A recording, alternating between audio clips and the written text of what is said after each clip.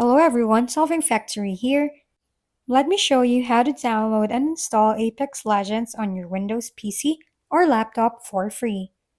First, go ahead and open your browser and navigate to apexlegends.com, and then after that, click on Download for Free at the top right. Next, just tap Steam on PC and it will redirect you to another tab. In here, scroll down and click Play Game. If you have Steam, just click Yes, Steam is installed. But if not, click the Another option to install it. Your Steam app will automatically open and redirect it to Store. Next, scroll down and click the Play Game again. And after that, it will check your disk space and tap Next. Just click and install, then your app will start to download. Solving Factory at your service.